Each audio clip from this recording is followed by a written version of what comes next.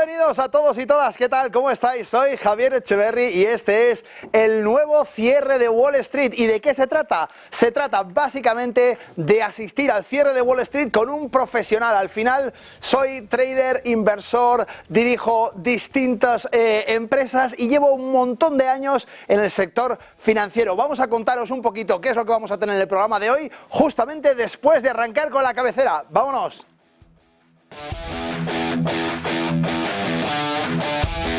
Bienvenidos al nuevo cierre de Wall Street, un programa donde vamos a tener el avance de las claves de José Antonio Binder y donde la verdad y el rigor van a ser la clave de todo el programa.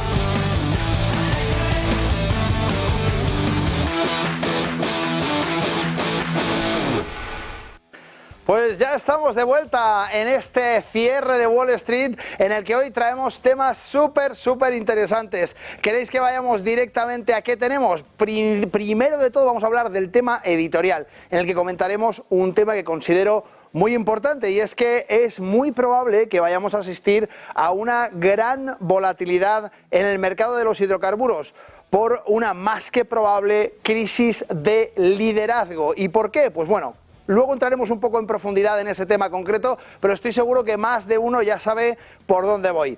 En la primera entrevista de esta noche será una tertulia aquí en nuestro plató, con la que vamos a contar con Fernando Luque, Senior Financial Editor en Morningstar, nada más y nada menos. Y contaremos también con Javier Domínguez Navarro, gestor de carteras en Auriga Global Investors, en la que podréis desgranar las más importantes tendencias macro y ver por dónde se considera que se va a mover el mundo en términos económicos. Seguiremos con Jeremiah Buckley, gestor de carteras en Janus Henderson Investors, directamente desde Estados Unidos, para hablarnos de política monetaria de la Fed y muchos temas interesantísimos. Nuestra siguiente entrevista será Santiago Lago Peñas, profesor de Economía Aplicada e investigador senior de Funcas. Y después, la última entrevista de la noche será David Hernández, doctor en Relaciones Internacionales por la UCM, con quien abordaremos la más candente actualidad geopolítica. Muchísimo de lo que hablar en esta entrevista, puesto que la parte geopolítica está súper candente. Por supuesto, nuestro nuevo consultorio en vídeo, esas videoconsultas que podéis hacer, que podéis empezar a enviarnos desde ya a través de ese WhatsApp que tiene el número, os lo digo que no me lo sé, 609-075-552, os lo repito, 609-075-552, que es lo que tenemos que hacer. Muy sencillo. Oye, Javier, oye, Eduardo Bolinches, que tendremos esta noche como analista de Invertia. ¿Qué es lo que va a pasar con esta compañía? ¿Cómo ves esta otra? En la parte técnica, en la parte fundamental, ¿qué te parece que podemos hacer con esta compañía, con la de más allá? Dejadlo en vídeo, no hay ningún problema, y os recuerdo que este servicio es totalmente gratuito, por tanto no tenéis que preocuparos de nada, simplemente preguntad al analista qué impresión tiene sobre aquellos títulos que queráis conocer. Ahora sí, vamos a arrancar con la parte de editorial, una parte editorial que he titulado concretamente Crisis de liderazgo, petróleo en riesgo. Bien, vamos a pinchar, compañeros, por favor, ahí los gráficos para poder ver un poquito de qué estamos hablando. Tenemos ahora mismo dos gráficos en pantalla. A ver, un segundito, que parece que no estoy compartiendo. Dame un momentito, que os lo coloco enseguida. A ver, por aquí. Vamos a ver. Vale, ahora mismo lo vamos a poner en pantalla. Pero lo más importante que tenéis que saber es que dentro de estos gráficos vamos a hablar justamente del crudo y lo vamos a comparar con el Tadawul All Share. Sabéis que muy a menudo os hablo del Tadawul All Share y este índice tan importante que es el índice saudí, donde más del 60% de las compañías están relacionadas de un modo u otro con los hidrocarburos. Vamos a poder ver exactamente cómo se comporta ese índice saudí. Creo que ya estoy compartiendo, compañeros, a ver si lo podemos poner. Fenomenal, perdonadme que lo tenía desconectado. ¿Qué estamos viendo aquí? Como decía, este gráfico que veis aquí es el crudo Brent. Y el crudo Brent nos está diciendo el comportamiento que tiene. Fijaos, todas estas líneas, esta directriz alcista viene desde hace mucho tiempo. En concreto, si os digo, ahí lo veo peor, os digo exactamente la fecha, esto es del 24 de abril del 2020, ¿os acordáis? Pandemia, bajaron muchísimo los precios, tanto como llegar a 15,96, ahí es nada.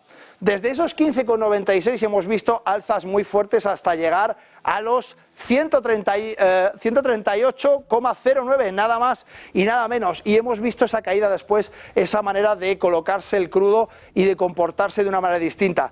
¿Qué ha pasado después? Justamente hemos visto la correlación en primer término positiva y después negativa con el Tadawul Share, el que hemos utilizado muchas veces durante los análisis que hemos hecho sobre el crudo para entender un poco cuál es el comportamiento de estos dos activos que nos sirven para contextualizar todas esas materias que no son directamente crudos, sino que son productos o financieros o químicos que sirven para la industria de los hidrocarburos.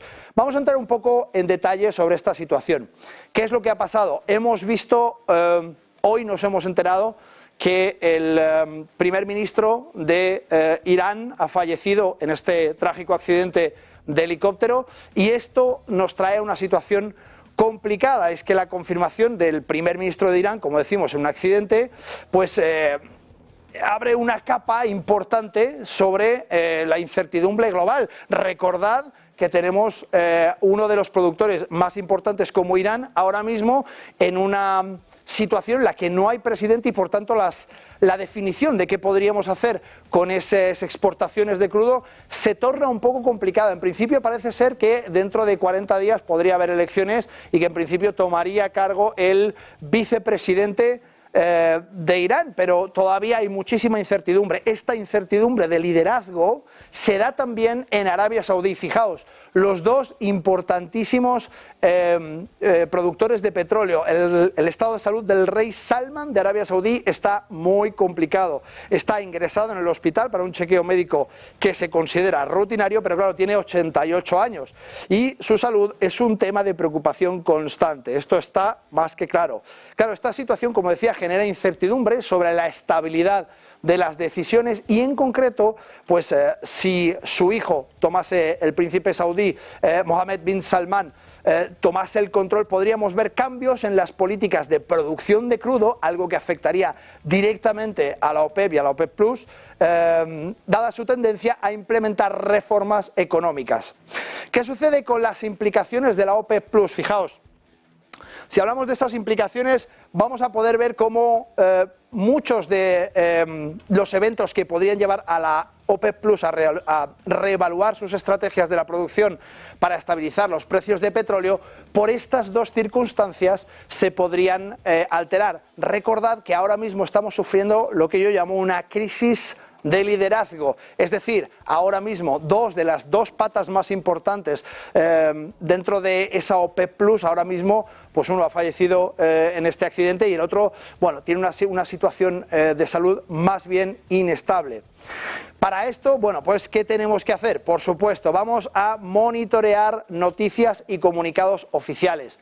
¿Por qué es importante para vosotros como traders? Porque tenéis que saber qué es lo que sucede en esa oferta. La OPEP Plus es quien genera esa gran parte de la oferta mundial de crudo y estos dos exponentes tan fuertes dentro del mercado de los hidrocarburos pueden hacer que se mueva de manera muy poco predecible y por tanto tenemos que estar muy pendientes de todo lo que tiene que ver con noticias y comunicados oficiales. Importante, fijaos en fuentes, no busquéis análisis sin fuentes contrastadas. En este caso, por ejemplo, yo os pongo una fuente de Al Jazeera para que podáis ver directamente cuál es la cadena de comunicación que yo he utilizado, entre muchas otras cosas, para crear este artículo esta mañana y sobre todo para que entendáis que cuando uno busca información no vale un simple tuit, no vale un comentario, no vale es que no sé quién dijo, sino que hay que ir realmente a una fuente fiable que nos pueda ayudar a entender un poco cómo funciona. Si hablamos de evaluar el impacto geopolítico, tendremos que pensar que la muerte del primer ministro iraní y las posibles repercusiones en la región deben ser analizadas en un contexto geopolítico más amplio. ¿Qué significa esto? Pues que hay que considerar cómo las tensiones podrían afectar al suministro de crudo, que es un poco toda esta miga, ¿no? Porque toda esa tensión, toda esa crisis de liderazgo, donde realmente puede afectar es justamente en la oferta de crudo. ¿Para eso qué podemos hacer? Pues en primer término diversifiquemos portafolio. Dada la volatilidad esperada, es interesante diversificar tu portafolio de inversiones en energía para mitigar riesgos. Si tienes una gran concentración, si tu cartera está muy ponderada hacia este tipo de productos, pues lógicamente en la parte de energía, la parte que tengas destinada a energía, tienes que diversificar un poco más, porque estamos viendo que es muy probable que encontremos de repente una gran volatilidad, teniendo en cuenta además todo el escenario geopolítico en el que nos encontramos. Recordad que seguimos con ese estrecho de Hormuz que controla Irán y que el nuevo vicepresidente podría tomar decisiones que el primer ministro anterior no había tomado, como es el cierre del paso por ese estrecho de Hormuz. Esto supondría inmediatamente una caída drástica de la oferta, y cuando la oferta cae al mismo nivel de demanda, ¿qué sucede con el precio? Sube, ¿verdad? Así es que muy pendientes a todo lo que puede suceder. Por supuesto, utilizad análisis técnico y fundamental. Aquí tenemos un gráfico mucho más próximo al momento actual, ¿vale? Lo que hemos visto anteriormente es un gráfico menos próximo para tomar un poco de sentido, y lo que estamos viendo en este momento es un gráfico muy cercano, donde vais a poder ver qué es lo que está sucediendo en este momento, dónde se coloca el crudo en este momento. Y fijaos en un cambio muy importante, y es que si hemos visto que había justamente aquí una correlación negativa, es decir, cuando uno bajaba, el otro subía, estamos entrando en un momento donde la correlación se torna positiva. ¿Y esto qué significa? Pues que puede haber un cambio de juego. Recordad que lo que hemos visto anteriormente, os subo de nuevo el gráfico, era una correlación positiva, ¿veis? A medida que subía uno, subía el otro. A partir de este punto, la correlación se torna negativa, es decir, son opuestas, y a partir de este punto, la correlación vuelve a tornarse positiva. Así es que, ¿podríamos estar ante un cambio de correlación?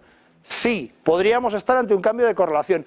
Es un poco pronto para decirlo, así es que todavía no nos vamos a aventurar a eso, pero lo que sí nos vamos a aventurar es a entender un poco cómo se comporta este mercado en este momento. Ahora mismo está en una franja, fijaos que está muy bien acotado dentro de estas dos zonas de resistencia y de soporte, y que ahora mismo el precio se mueve en esa zona, en un ambiente muy tranquilo, donde hemos visto justamente en el momento del artículo estaba cotizando el precio, pues os lo voy a decir en un segundito para verlo. Salimos de aquí, nos vamos al Brent, y en vez de mirarlo en el momento del artículo, lo miramos en el momento actual. Para eso estamos en el cierre de Wall Street. Fijaos, el Brent cotiza en este momento, fijaos en esta zona de soporte, lo que os decía, entre resistencia y soporte, lo tenemos cotizando en 83,30.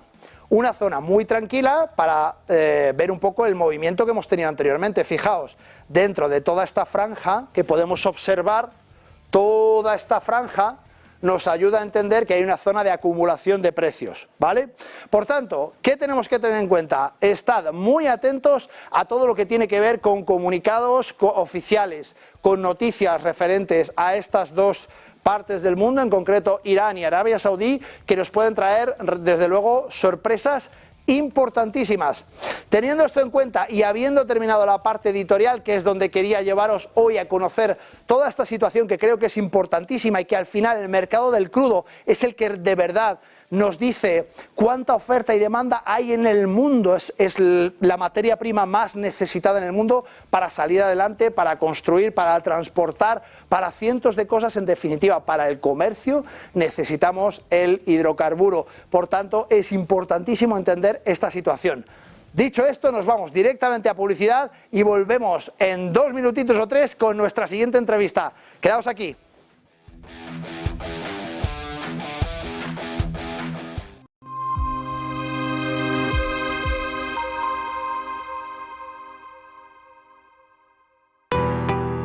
¿Qué es Bitcoin? Hoy vamos a explicarles qué es exactamente Bitcoin, explicándoles los conceptos básicos para que entiendan esta criptomoneda de la que todo el mundo lleva años hablando. Esta explicación les servirá para saber también qué son exactamente las criptomonedas y cómo funcionan, para que puedan tener una noción un poco menos técnica de cómo funciona todo esto y a lo que nos referimos con cada término. Bitcoin es una criptomoneda o moneda virtual, concretamente la primera que fue desarrollada. Es la criptomoneda que le ha marcado el camino a todas las demás que llegaron después utilizando su tecnología. Esta tecnología es la cadena de bloques o tecnología blockchain, que también se utiliza para otras cosas. La primera de las criptomonedas fue creada por Satoshi Nakamoto, que es el seudónimo que corresponde a una persona que nadie sabe exactamente quién es, aunque sí que es cierto que ha habido muchas teorías. Esta persona publicó en 2009 un artículo en el que describía un sistema de pagos P2P al que llamó Bitcoin. Al cabo de unos meses, él mismo publicó la primera versión del software que permite gestionar la red de la moneda y que además empieza a interactuar con los primeros interesados en foros. La cantidad total de bitcoins que se emiten cada año está determinada por su algoritmo y pasa lo mismo con el resto de criptomonedas. Bitcoin está desarrollado para que cada 4 años se reduzca por 2 su producción y para que solo se emitan un total de 21 millones de bitcoins. Después simplemente dejarán de crearse. Esto es una diferencia fundamental con las monedas convencionales, puesto que los bancos modifican su valor a su libre albedrío. Por lo tanto, las monedas se pueden devaluar, mientras que Bitcoin quiere ofrecer algo más de estabilidad. En definitiva, entre los usos más destacados de Bitcoin cabe mencionar los siguientes, como por ejemplo pagar utilizando estas propias criptomonedas, obtener intereses por los bitcoins que poseas, algo similar al concepto de un depósito bancario, también obtener un préstamo utilizando como garantía tus bitcoins, cubrir tu exposición financiera con derivados en mercados regulados y por último obtener réditos de inversión mediante la compra-venta de bitcoins, al ser un activo que teóricamente tiende a revalorizarse en un escenario de demanda constante.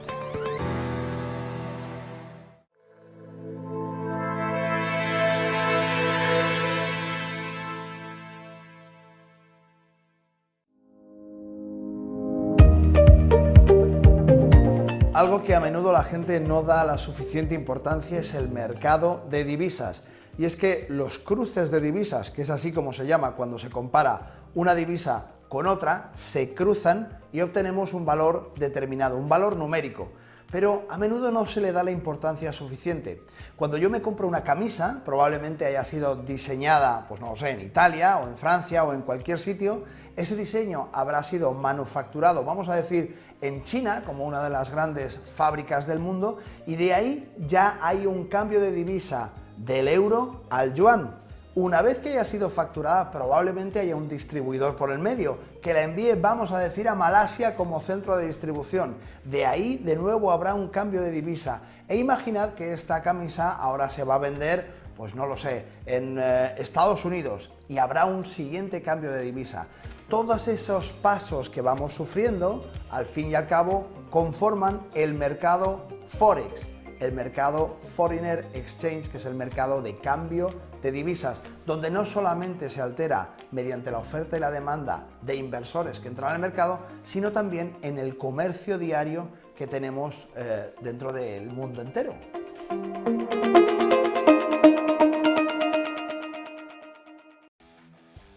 Pues estamos de vuelta en este nuevo cierre de Wall Street y os prometí que íbamos a tener una entrevista interesantísima y como no puede ser menos, vamos a hablar de temas muy candentes, en concreto con Fernando Luque, Senior Financial Editor en Morningstar, casi nada. Bienvenido, Fernando. Muchas gracias, ¿Qué tal? Javier. Encantado. Javier Domínguez Navarro, gestor de carteras en Auriga Global Investors. Buenas tardes, noches. Buenas tardes, noches. Bienvenido, Javier. Un placer. Tremendo. Me gustaría entrar directamente en la harina. Tenemos un montón de temas interesantes y tenemos el tiempo justito, así que vamos a aprovecharlo muy bien. Y te voy a preguntar, Javier, directamente, cuéntame, ¿cuál es el impacto económico que crees que va a tener las últimas declaraciones de Milei, que hemos visto, desde luego, que han levantado ampollas en el gobierno, en Sánchez concretamente, y desde luego se las ha tomado, digamos que con poca deportividad? Sí, empezó todo muy mal entre ellos, entre el señor Sánchez y el señor Milei. Empezó todo fatal porque cuando ganó el señor Milei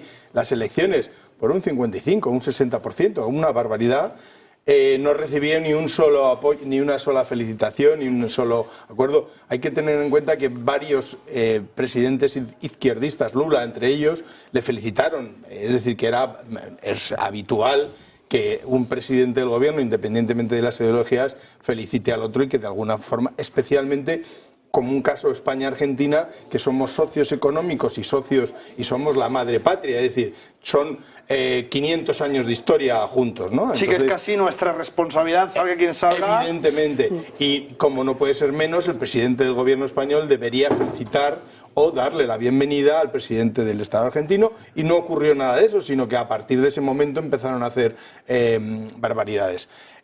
Claro, nos estamos encontrando con dos populistas en su salsa, de manera que, claro, Milei evidentemente se le ha insultado recientemente con el tema de lo de las drogas, que ha dicho un ministro que probablemente estuviera con sustancias, etcétera, y Milei pues no ha necesitado más que venir aquí y empezar a...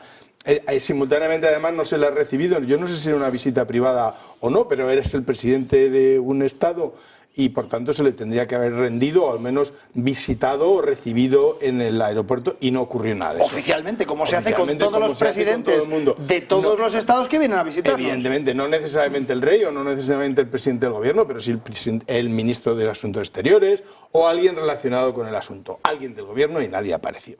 Bien, y entonces con ese caldo, más además el señor Sánchez, con su carta de los famosos 5 días de reflexión, explosionó el asunto de su señora. ¿Por qué?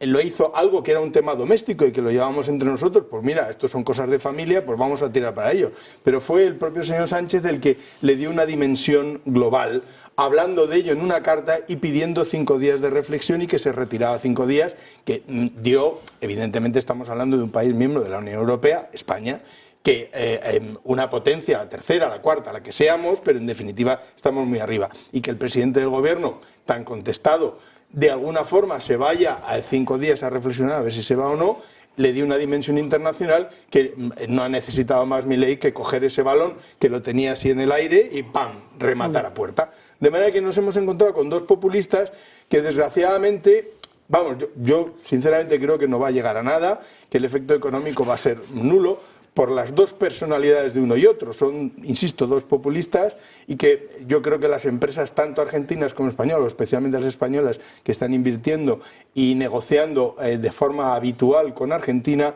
creo que van a tratar o están aislándose de este asunto, y que llegará un momento en que se desactivará. Dicho eso, vamos a ver cómo va, ¿no?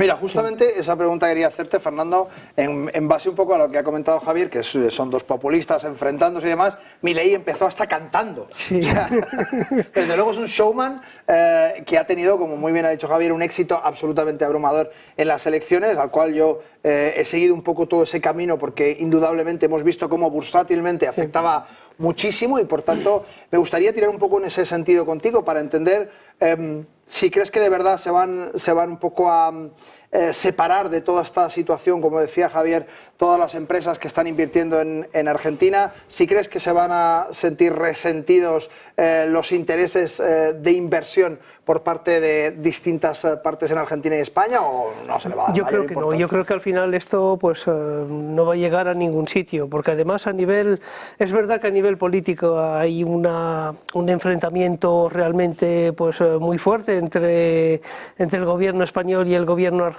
pero a nivel económico, a nivel del interés de las empresas españolas en Argentina, yo creo que esto no va a cambiar absolutamente nada. De hecho, Milei se reunió con los grandes del IBEX en esta reunión cuando vino a España, con lo cual eso demuestra que probablemente el impacto, digamos, político es verdad que hace mucho ruido, pero el impacto económico yo creo que va a ser prácticamente nulo, ¿no? Porque es verdad que lo de llamar a consulta al embajador o a la embajadora allí, pues española en Argentina, pues sí, es un poco pues una medida de cara a la galería, pero a nivel económico yo creo que absolutamente nada. De hecho, ¿cuál ha sido el impacto en la bolsa? Pues prácticamente nulo. Yo creo que hay cosas que pesan muchísimo más que ese rifirrafe entre Pedro Sánchez y Milei, ¿no? Desde luego, es curioso ni en España ni en Argentina ha tenido ningún... Ahora, si queréis, compañeros, pincháis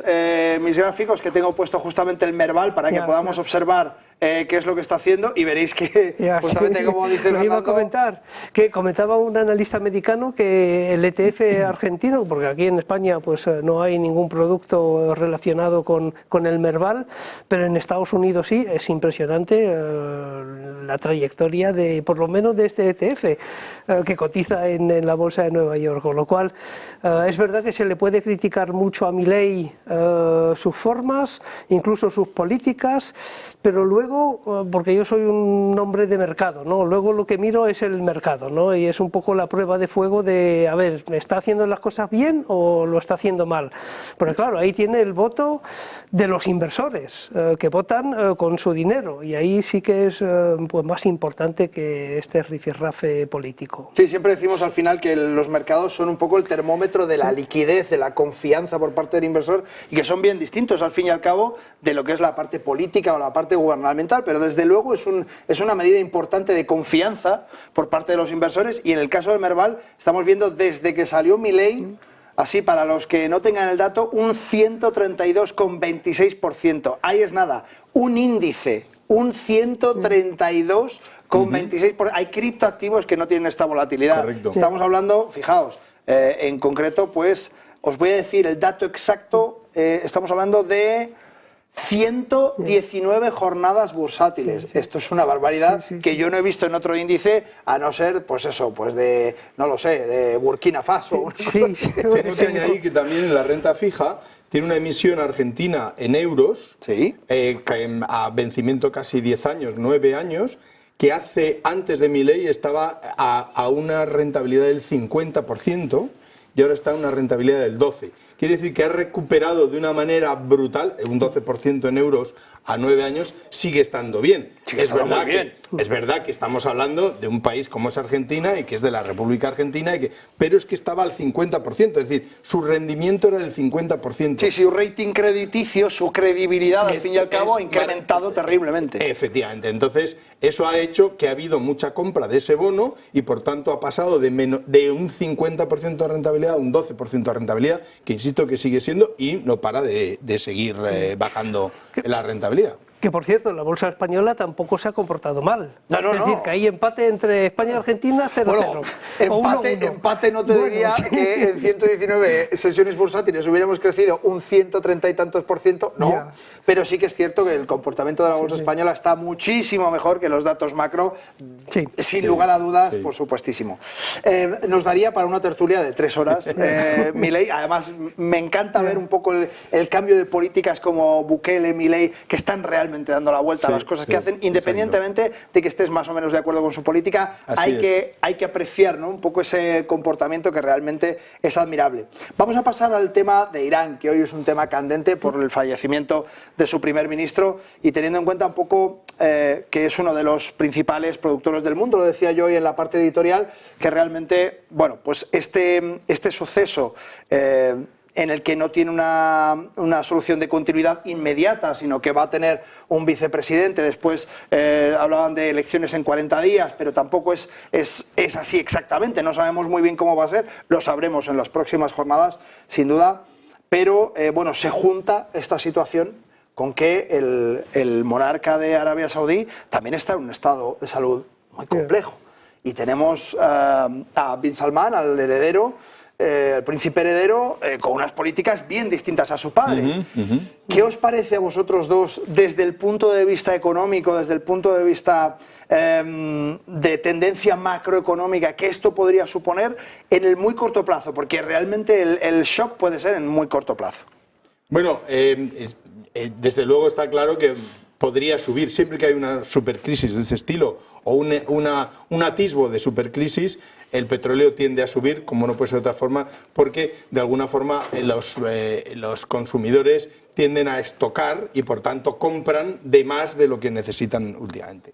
Entonces, bueno, si nos retrotraemos a lo que ocurrió en la última reunión de la OPEP Plus, que fue el 3 de abril, allí lo que se decidió fue mantener las restricciones de los generar millones de barriles. exacto, y los 40 millones al día, etcétera, y eso no ha cambiado específicamente. Sí que es verdad que evidentemente estamos hablando de dos grandes potencias. Arabia Saudita es la segunda productora de petróleo del mundo después de Estados Unidos, e Irán es la octava después de Kuwait o algo parecido, Sí. de manera que estamos hablando de unos números muy importantes y además muy de la OPEP, porque Estados Unidos está fuera de la OPEP y estos están muy dentro. De manera que sí, en Arabia Saudita pues el presidente está muy enfermo, tiene 88 años y parece ser que tiene una recaída importante. Veremos a ver lo que hace su hijo.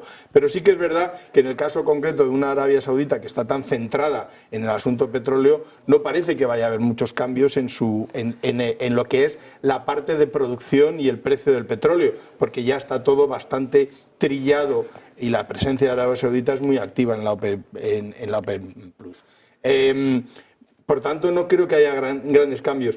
El propio mercado ya está estableciendo un marco, porque la OPEP al principio del año previó que el coste medio del barril o el precio medio del barril estaría en 76 y estamos ahora mismo en 83. Quiere decir que se han roto completamente las perspectivas que podía tener la OPEP al principio de este año 2024 y que se van a seguir rompiendo. ¿Dónde llegaremos? Pues es verdad que va a ser muy a corto plazo y veremos el resultado.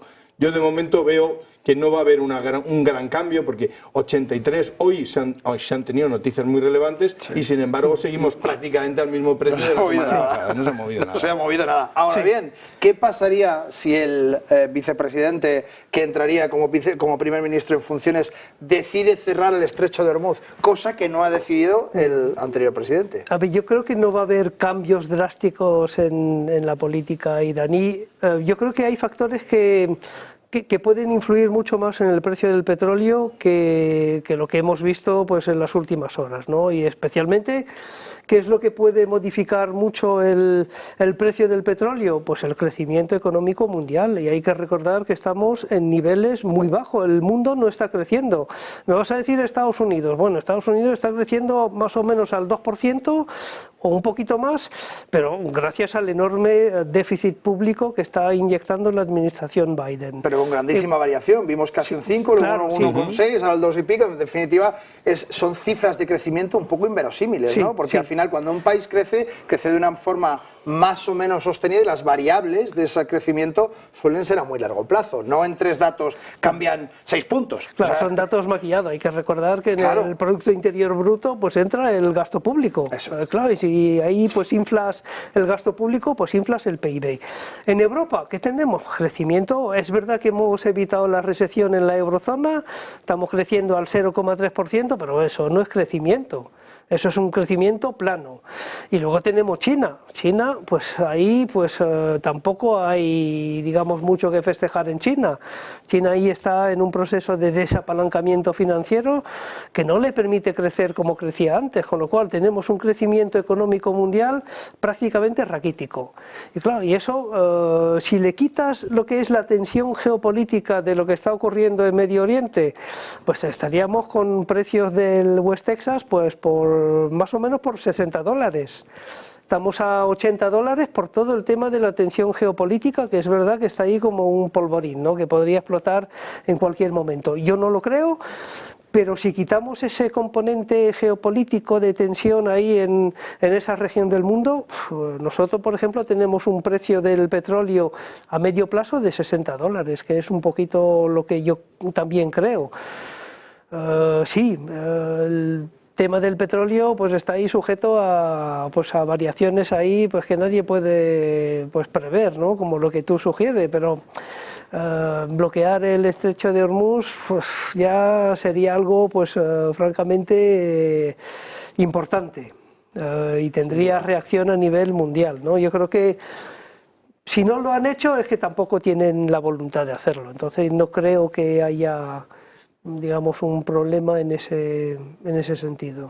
Interesantísimo, decíamos justamente en la parte editorial que el crudo, al fin y al cabo, es el termómetro un poco de la salud de esa demanda global, y es cuando realmente hay mucha demanda global, es cuando vemos al precio del crudo elevarse. Justamente Fernando nos dice que la demanda global es probable que no la veamos muy alta porque el crecimiento global, en definitiva, está siendo exiguo, muy pequeñito, y por tanto es muy probable que esos precios se vayan ajustando. No me quiero ir porque nos queda muy poquito tiempo sin haceros una pequeña pregunta. Sabemos que vivimos en un mundo multipolar, ya no son esas dos grandes potencias, Estados Unidos y Europa, ahora realmente Oriente entra muy fuerte, vemos que hay otros países que están entrando también, esos famosos BRICS de los que quizá no se habla lo suficiente. ¿Os parece que en vez de esos tres bloques multipolares en los que se está centrando tantísimo la atención en estos últimos tiempos, habría que prestar un poquito más de atención a los BRICS? Hoy ha habido una noticia alucinante, que no han dejado presentarse a las elecciones a Jacob Zuma, el expresidente de Sudáfrica. Claro, ¿cuándo hemos visto en Sudáfrica un grado de limpieza ante ese tipo de elecciones? Yo, desde luego, no lo he visto anteriormente. Entonces, ¿creéis que realmente se está fraguando una unión sólida que va a dar que hablar? Sinceramente, hoy por hoy, o sea, en los 20, y estamos en el 24, en los 20 no veo yo a los BRICS destacando. Vale, me gusta. Tienen demasiados problemas, cada uno internamente, y por supuesto luego además cada uno son diferentes a los demás, de manera que es una unión no buscada y que por tanto, desde luego, hombre, Sudáfrica es el hermano pobrísimo de todos ellos, porque lógicamente es un país pequeño y un poco, bueno, muy humilde, digamos, ¿no? Y que además el 90% de la producción es de calor, es de carbón, de manera que ya ellos pasan completamente del ESG como todos los demás BRICS, es decir, es más que los BRICS, llamémosles los que consumen, los que echan humo y desde luego expulsan CO2, y que todas estas cosas que nosotros nos hemos inventado en el primer mundo, es que les entra por uno y les sale por otro. Ni China, ni por supuesto Rusia, ninguno de ellos, ni India, ninguno de ellos les da exactamente igual el CO2 que expulsan. Entonces, no tienen ninguno todavía. China recordemos que hace un par de años, o 3 años, estaba compitiendo con Estados Unidos para ser la primera potencia mundial. ¿Qué fue de aquello? Ha desaparecido completamente, se deshizo como un azucarillo. De manera que, sinceramente, en los 20 en los que estamos ahora... En los 20 no. No veo a los BRICS. Vale, 30 segundos, tampoco, Fernando. Tampoco. China, hemos ya comentado el problema que tiene de problema de deuda en el inmobiliario y de deuda ahí en el sector bancario. A ver, es un grupo tan heterogéneo que es difícil que prospere, ¿no? Y ahí yo no veo pues que le puedan hacer sombra a la hegemonía del dólar y de Estados Unidos por el momento. Ahora bien, si China resuelve sus problemas, pues ya sería otra cosa, pero de momento no le veo con la capacidad y la voluntad de resolver ese problema, que necesita una inyección masiva de dinero por parte del Banco Central de China. De momento no hay quien luche contra la hegemonía del dólar, es lo que nos dice Fernando, y lo vamos a ver en la siguiente entrevista con Jeremiah Buckley, gestor de carteras en Janus Henderson, directamente desde Estados Unidos, así que no os mováis, nos vamos a publicidad y volvemos en un pispás.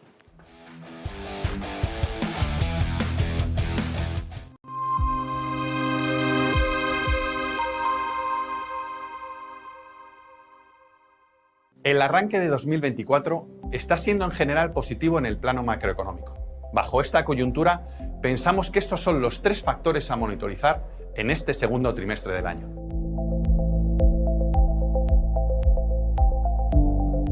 En primer lugar, los principales indicadores macroeconómicos han aguantado mejor de lo previsto y ahora apuntan a que el desenlace más probable para este año ya no es una recesión cíclica, sino un aterrizaje suave, aunque los riesgos de recesión podrían resurgir en 2025. En segundo lugar, este entorno macro permite una mayor tolerancia al riesgo y estamos sobreponderando la renta variable a la vez que reducimos la renta fija por las expectativas de recortes de tipos hacia junio en Estados Unidos y un poco antes en Europa. El motivo es que la inflación subyacente sigue siendo demasiado elevada como para poder recortar tipos en el entorno actual. Y por último, Pensamos que las valoraciones en el mercado americano están cada vez más forzadas en la parte alta del mercado, pero encontramos oportunidades en pequeña y mediana capitalización. También nos gusta Japón, por la mejora del gobierno corporativo y los sectores impulsados por factores estructurales como la industria y la tecnología.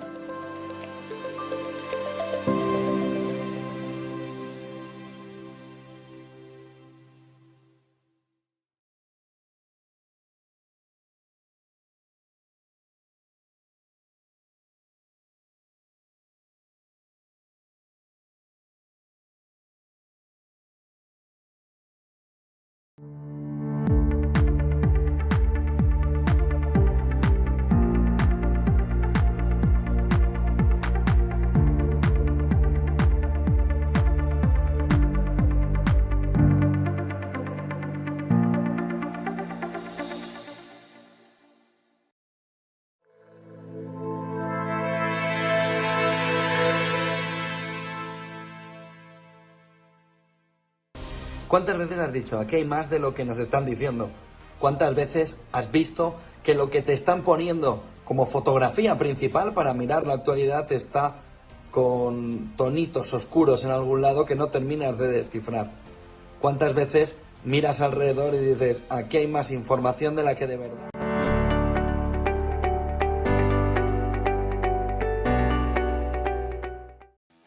Pues ya estamos de vuelta en Negocios Televisión, en este nuevo cierre de Wall Street, en el que vamos a tener una entrevista absolutamente alucinante al señor Jeremiah Buckley, gestor de carteras de Janus Andersen Investors.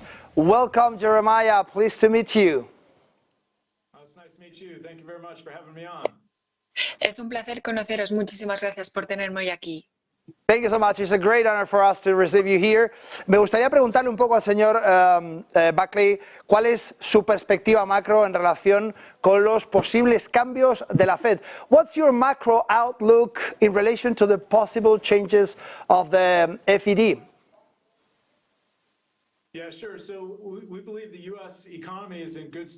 Sí, creemos que la economía de Estados Unidos está en una bastante buena posición en cuanto al Producto Interior Bruto.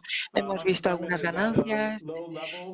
El desempleo está en un nivel bastante bajo, así que creemos que el Banco Central tiene la flexibilidad para poder seguir observando estas tendencias y decidir cómo ajustar las políticas según se desarrolle. Pero ahora mismo vemos que hay un punto bastante fuerte de la economía. Esperaremos a ver cuáles son las perspectivas futuras de este Banco Central. Esperamos que vamos a seguir creciendo y creemos que el Banco Central tiene la oportunidad de esperar para tomar las decisiones oportunas. Thank you, Jeremiah. So I would like to know what's the balance strategy for the next year? What are the keys for the rest of the year? Do you think that should be 80-20, 60-40 in the different strategies for the economy? ¿Cómo piensa usted que va a ser más interesante a utilizar las carteras dentro de lo que falta de año? Quizás más interesante hacer un 80-20 en cuanto a renta fija, renta variable, quizá un 60-40. ¿Cuál es su opinión, señor Buckley?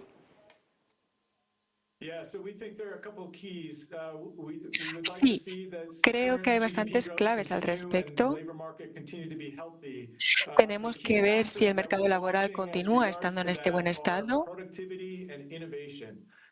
Y tenemos que enfocarnos también en cuanto a la productividad y a la innovación. Hemos visto que el mercado laboral y la productividad ha estado creciendo en un 3% en el último trimestre. Y vamos a ver si este crecimiento sigue en un ratio apropiado. También tenemos que tener una innovación sustanciosa en áreas como tecnología o la inteligencia artificial. Y para así poder tener unas ganancias de la productividad en la economía. Y si esto fuese así, Pensamos que podemos ser optimistas en cuanto a la rentabilidad y a las rentas variables. Tenemos un rendimiento de más o menos un 5% ahora mismo. Entonces resulta bastante atractivo este mercado.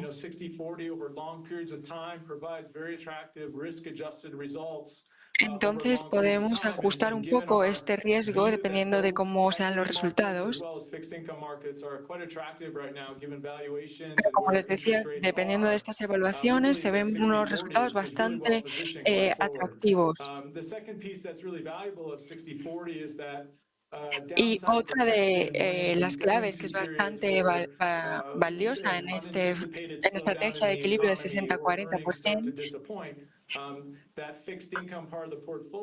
sería que tener estas rentas fijas en las carteras nos puede dar una seguridad para poder así sortear un poco la volatilidad del mercado. Así que creemos que la estrategia 60-40 es la más oportuna. Thank you so much, Jeremiah. Es muy curioso, ¿no?, que justamente nos mencione la productividad. Recordarán todos que la semana pasada Jay Pelosky en Estados Unidos nos decía que justamente esa nueva productividad, esa nueva manera de trabajar gracias a la inteligencia artificial podría ser como lo que sucedió en la década de los 90, esa gran explosión, y que por tanto probablemente podríamos estar ante una nueva situación muy similar a lo que vivimos en los 90 en cuanto a la productividad. A mí me gustaría preguntarle si cree que, al igual que decía el señor Pelosky, probablemente gracias a esa productividad, ese aumento de la productividad, veamos un desarrollo mucho más potente de la economía en Estados Unidos y que esto traiga consigo una depreciación del dólar. Last week, Mr. Jay Pelosky talked with me and explained that probably thanks to what you have just assigned about productivity, we would have a new era like we had in the 90s, that the explosion of productivity was really great, and that progression would probably bring us a new health to the economy, and that will bring also a downtrend for the dollar. What do you think about that? Well, I think we've actually seen moderately less volatility more recently in the markets. Bueno, como hemos visto recientemente, hay una menor volatilidad en los mercados. It's exciting to see that GDP growth is improving in other parts. Y la verdad es que es emocionante ver cómo el Producto Interior Bruto está aumentando y creciendo,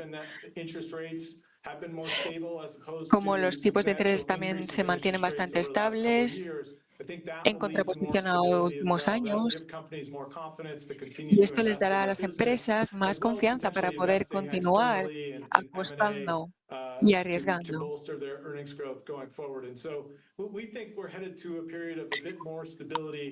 Así que creemos que nos estamos adentrando en un periodo de estabilidad y que la volatilidad será menor.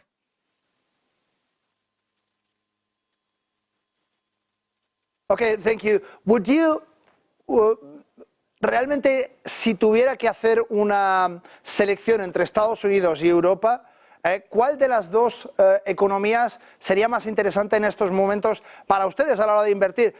Would you choose between Europe and the USA in terms of profitability for this year, 2024?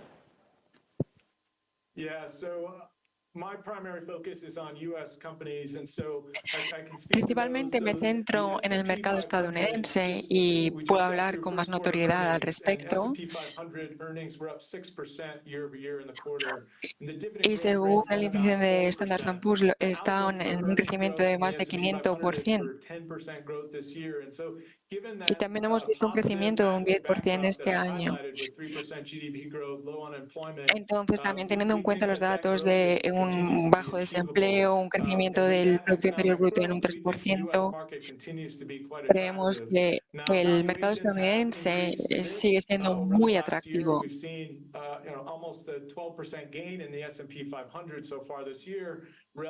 Pero en el último año también hemos visto otros crecimientos en otros mercados. Así que la perspectiva de crecimientos en los mercados es bastante entusiasta. Y como les decíamos, esta innovación, esta potenciación de la economía, como todas estas empresas que están liderando y poniendo en marcha este tipo de innovaciones y políticas, podemos ver cómo el mercado estadounidense está creciendo y es mucho mejor. Y esta es una perspectiva muy optimista para nosotros. Muchísimas gracias. Me gustaría hacer una pregunta muy rápida para entender un poco cuáles son las tendencias que realmente cree que van a impulsar en 2024. ¿Cuáles son aquellos sectores, aquellas tendencias más pujantes? Would you mind to tell us what are the trends that will drive the investment in 2024? What are your secret weapons for 2024?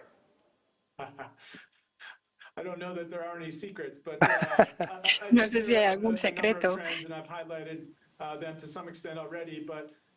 pero es una de las cosas que ya he mencionado previamente. Si los consumidores tienen esa confianza, creo que es algo crítico para la economía. Y si ellos tienen esta confianza, seguirá creciendo el empleo. Y es algo fundamental para la economía. También está la expansión de los impuestos. Y hemos visto cómo las ganancias de la productividad también son una clave. Y esta transformación con la innovación para impulsar a estas empresas a seguir expandiéndose, para tener esta seguridad en invertir y en aumentar la productividad a lo largo del tiempo. Como hemos mencionado previamente, hay unas grandes ganancias en, por ejemplo, en el sistema sanitario, en la innovación, pero también hay algunas variables, como por ejemplo en oncología o en algunas ramas de sanidad que están ahora implementando unas nuevas estrategias de innovación. Entonces es una nueva área para investigar y ver cómo proceder ahí. Además, me gustaría mencionar que con una mayor estabilidad los tipos de interés quizá puede ser mucho mejor para los mercados, para las inversiones de banca, para los mercados bursátiles, porque previamente muchas empresas eran un poco reticentes a tomar algunas decisiones. Entonces, al tener esta estabilidad en el mercado y unos tipos de interés más fijos, creemos que vamos a ver una aceleración en estas inversiones, en estas decisiones. Entonces, estas son unas áreas que creemos que van a ser críticas para la inversión. Y es ahí donde vamos a centrar nuestras próximas inversiones. Fenomenal, pues productividad, productividad, productividad, productividad y productividad, inteligencia artificial, salud. Desde luego, muchísimas claves que nos trae hoy, desde luego, el señor Jeremiah Buckley, que tenéis que apuntar sin duda y dejarlos en la mesilla de noche para controlar todas las noches. Mr. Buckley, Jeremiah, great pleasure to have you here. It's such an honor to receive you en Negocios Televisión. Thank you very much for having me. Muchísimas gracias por tenerme hoy aquí. Pues fenomenal, no os mováis porque nos vamos a ir 2 minutitos a publicidad y vamos a volver con otra entrevista interesantísima en la parte de macroeconomía con Santiago Lago Peñas, profesor de Economía Aplicada e investigador senior de Funcas. Así que todo el mundo quieto aquí.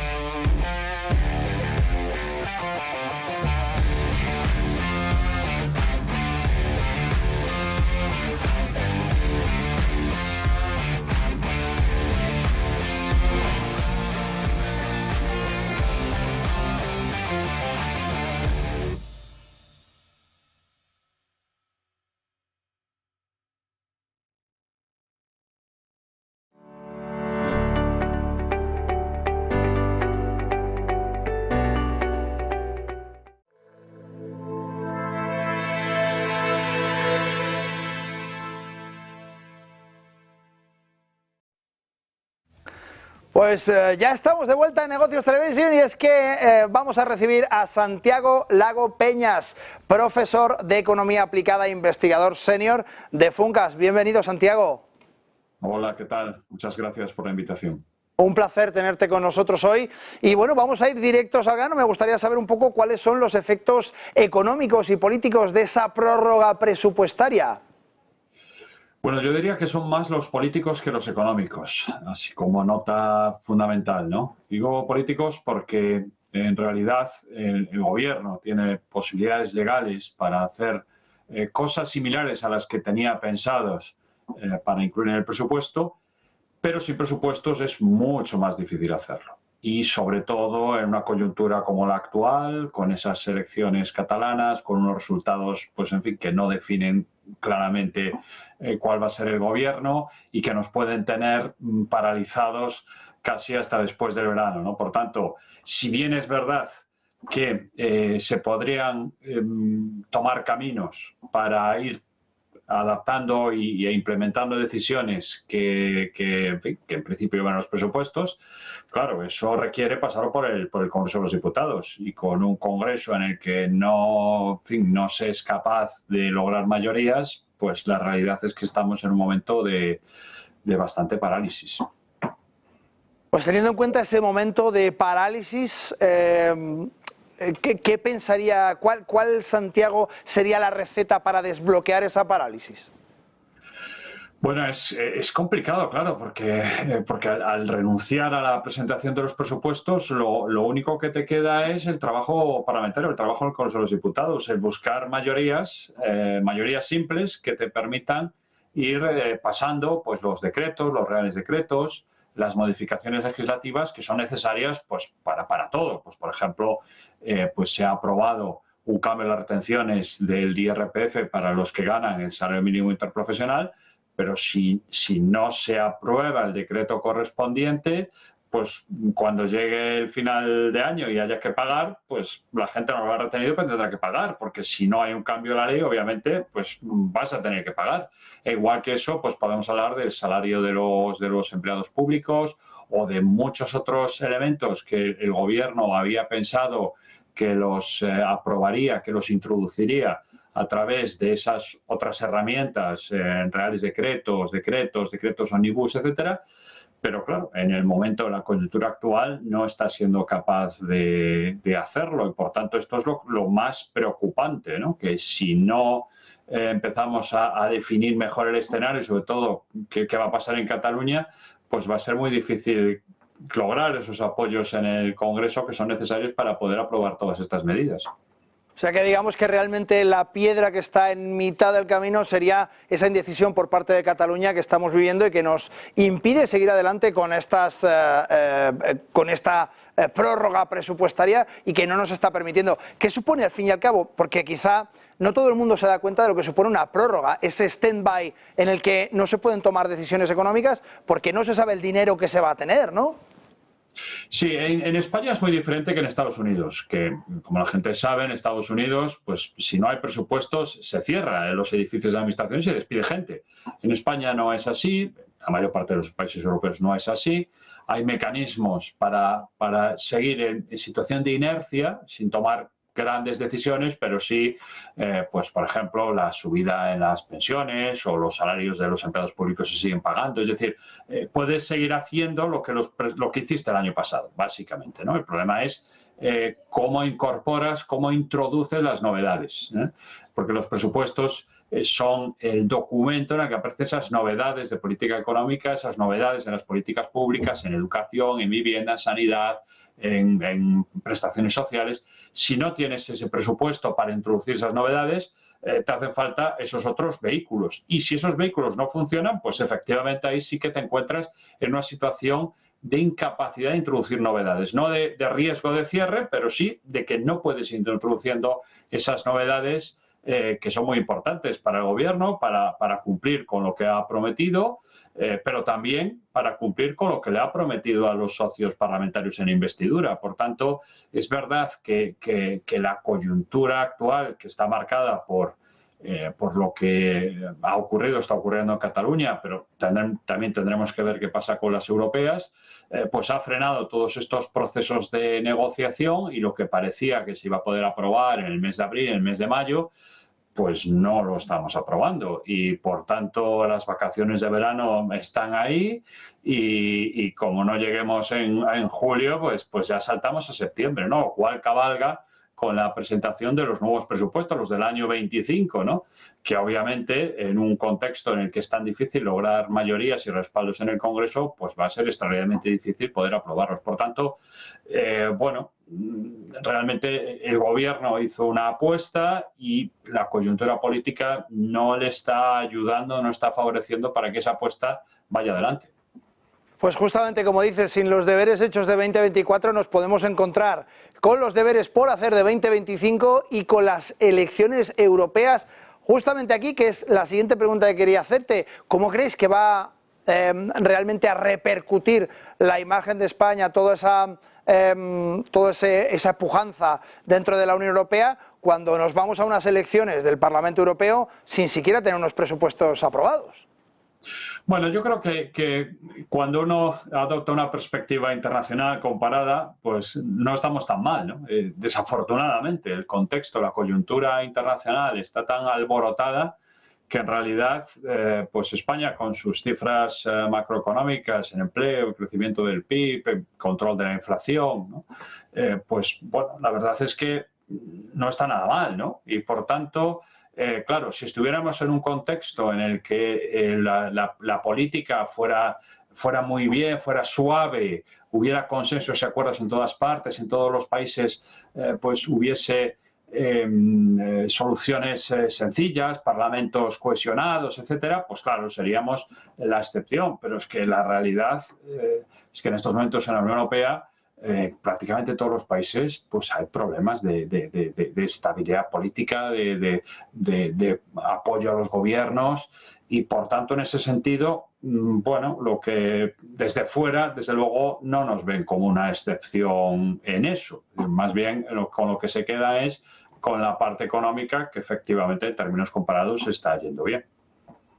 Tiago, muchísimas gracias. Desde luego, como bien dices, a nivel internacional no estamos tan mal. Quizá yo haría ese pequeño apunte de que hasta donde yo sé, en esta última década ningún presidente se ha tomado 5 días en la Unión Europea para pensar sobre qué quiere hacer y por tanto la percepción quizá no es tan halagüeña como nos pintas, pero lo que sí es cierto es que estamos en una situación muy interesante, que se vienen muchísimas cosas por delante y que me gustaría contar contigo, Santiago, para seguir discutiendo de esto más adelante. Muy bien, muchas gracias. Gracias, muchísimas gracias. No os mováis porque nos vamos a publicidad de nuevo un par de minutitos y estamos aquí a la vuelta enseguida con David Hernández, doctor en Relaciones Internacionales por la UCM. Así que quieto todo el mundo, que volvemos enseguida.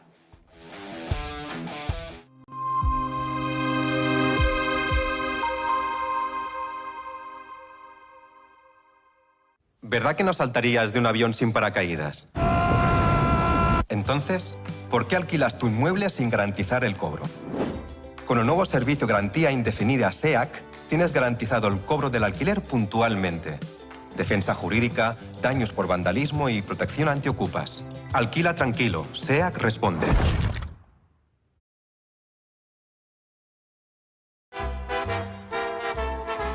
You are the one for me. Hoy con Endesa tienes una oferta formidable. Elige formidable energía con luz, gas y mantenimiento de gas y ahorra 620 € en 2 años. Entra en endesa.com y empieza a ahorrar. Creemos que la sociedad actual necesita más arte y más color. Le da a la gente la oportunidad de asimilar diferentes perspectivas. Es realmente un placer pintar este cuadro, porque es una hermosa imagen para comenzar.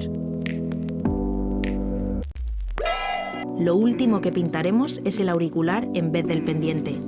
Using a classic and merging it with modern. This is very provoking.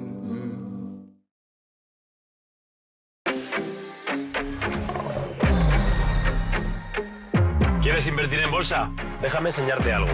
Él es Guille, compra acciones de empresas de videojuegos. Y él es Javier, invierte en acciones del mundo del motor. Y ella es... ¿Pero cuál es la comisión? Cero comisión. Abre tu cuenta de cliente totalmente online, invierte en acciones y fondos cotizados sin comisiones hasta 100.000 euros al mes. ¿Y tú? ¿En qué vas a invertir?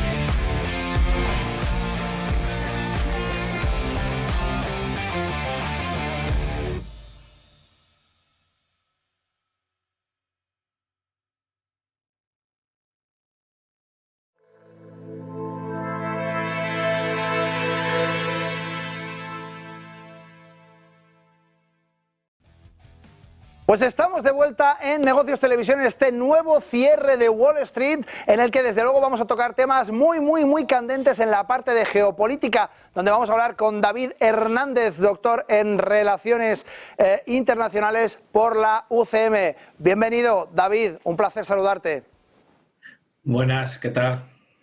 Muy bien, gracias por estar con nosotros. Me gustaría comentar un poco, sin duda, el tema central, ¿no? Yo creo que este deceso por parte del primer ministro de Israel, esos 5 días de luto que se han decretado para el primer ministro Raisi y sus acompañantes. ¿Qué te parece un poco? ¿Cuál es la situación? ¿Qué escenario podemos vislumbrar a tan poquito de la confirmación del deceso del primer ministro? Bueno, sobre los escenarios podemos pensar en el corto y en el medio y largo plazo. En el corto plazo realmente no se prevé ningún gran cambio en el régimen iraní. Como marca la Constitución, en 50 días se celebrarán nuevas elecciones y seguramente saldrá algún candidato próximo a la línea que ha mantenido el régimen en los últimos años. Entonces, en ese sentido no se prevén grandes cambios o una gran inestabilidad interna.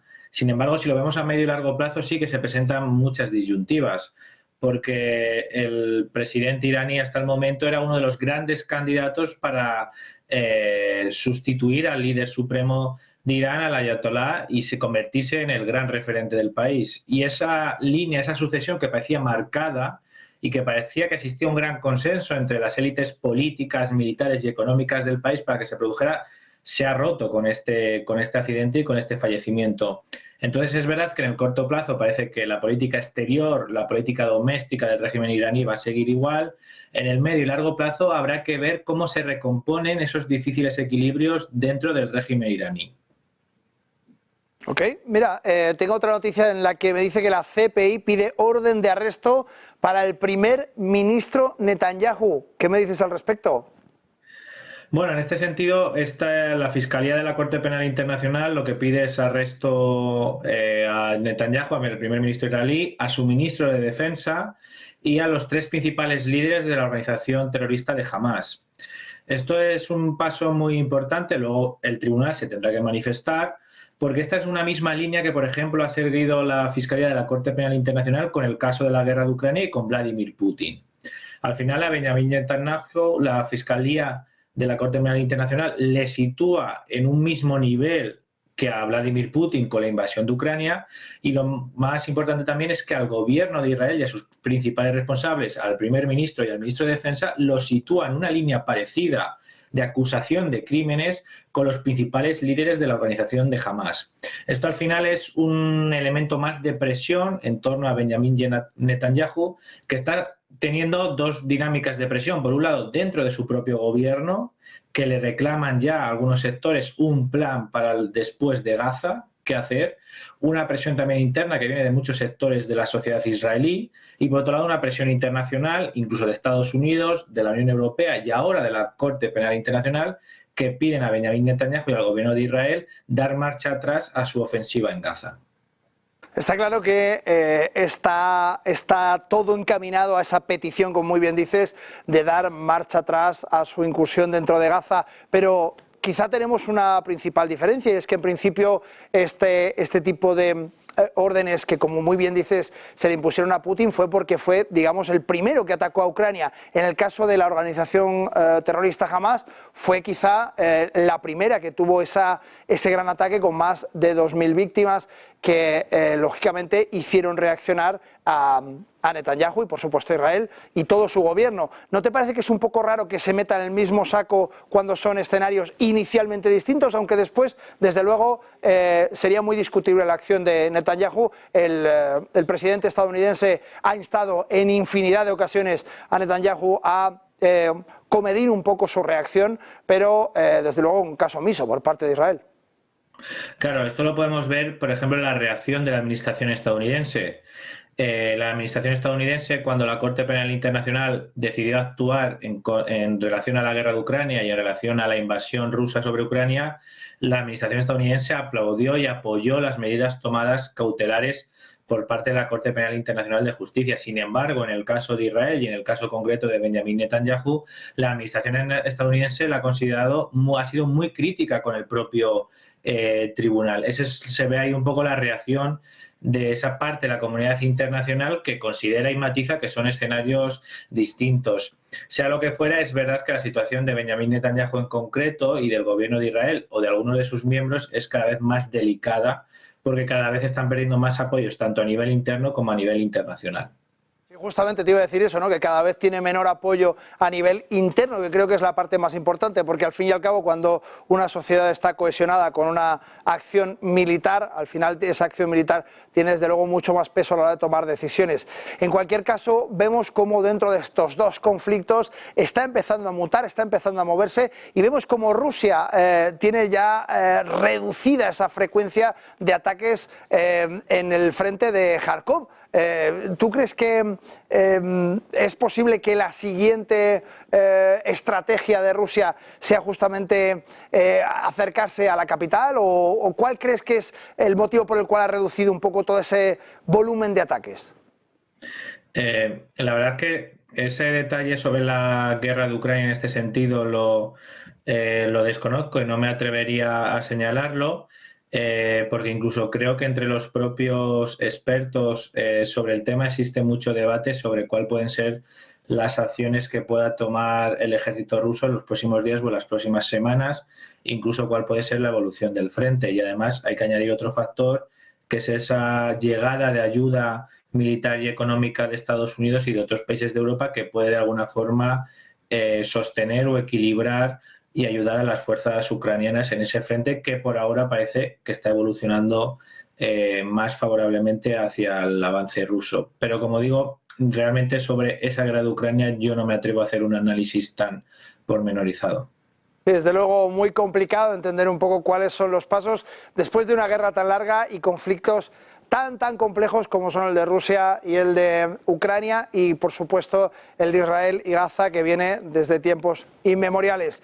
Muchísimas gracias, David Hernández, doctor en Relaciones Internacionales por la UCM. Ha sido un placer. Gracias por estar hoy con nosotros. Gracias a vosotros.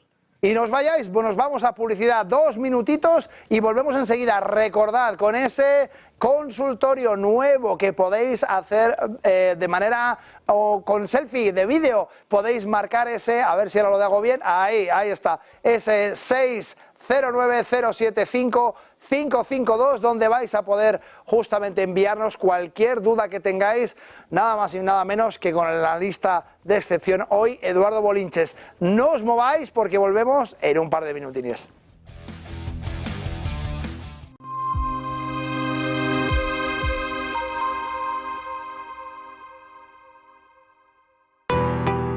¿Qué es Bitcoin? Hoy vamos a explicarles qué es exactamente Bitcoin, explicándoles los conceptos básicos para que entiendan esta criptomoneda de la que todo el mundo lleva años hablando. Esta explicación les servirá para saber también qué son exactamente las criptomonedas y cómo funcionan, para que puedan tener una noción un poco menos técnica de cómo funciona todo esto y a lo que nos referimos con cada término. Bitcoin es una criptomoneda o moneda virtual, concretamente la primera que fue desarrollada. Es la criptomoneda que le ha marcado el camino a todas las demás que llegaron después utilizando su tecnología. Esta tecnología es la cadena de bloques o tecnología blockchain, que también se utiliza para otras cosas. La primera de las criptomonedas fue creada por Satoshi Nakamoto, que es el seudónimo que corresponde a una persona que nadie sabe exactamente quién es, aunque sí que es cierto que ha habido muchas teorías. Esta persona publicó en 2009 un artículo en el que describía un sistema de pagos P2P al que llamó Bitcoin. Al cabo de unos meses, él mismo publicó la primera versión del software que permite gestionar la red de la moneda y que además empieza a interactuar con los primeros interesados en foros. La cantidad total de bitcoins que se emiten cada año está determinada por su algoritmo y pasa lo mismo con el resto de criptomonedas. Bitcoin está desarrollado para que cada 4 años se reduzca por 2 su producción y para que solo se emitan un total de 21 millones de bitcoins. Después simplemente dejarán de crearse. Esto es una diferencia fundamental con las monedas convencionales, puesto que los bancos modifican su valor a su libre albedrío. Por lo tanto, las monedas se pueden devaluar, mientras que Bitcoin quiere ofrecer algo más de estabilidad. En definitiva, entre los usos más destacados de Bitcoin cabe mencionar los siguientes, como por ejemplo pagar utilizando estas propias criptomonedas, obtener intereses por los bitcoins que poseas, algo similar al concepto de un depósito bancario, también obtener un préstamo utilizando como garantía tus bitcoins, cubrir tu exposición financiera con derivados en mercados regulados y por último obtener réditos de inversión mediante la compraventa de bitcoins, al ser un activo que teóricamente tiende a revalorizarse en un escenario de demanda constante.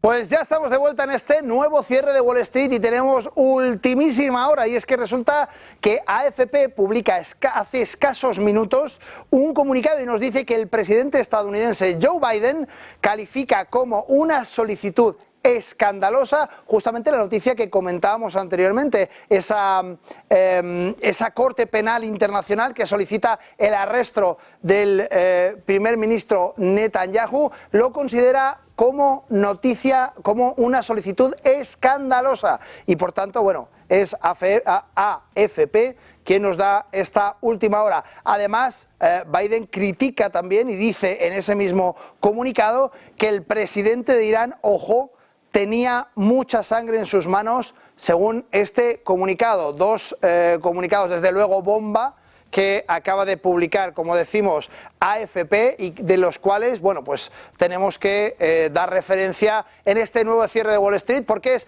absoluta y rabiosa actualidad y así es que así os los traemos en el cierre de Wall Street. No queda nada, nos vamos directamente a hablar con Eduardo Bolinches. Bienvenido. Hola, ¿qué tal, Javier? Muy buenas noches, ¿cómo estamos? Pues estupendamente, como siempre. ¿Cómo estás tú?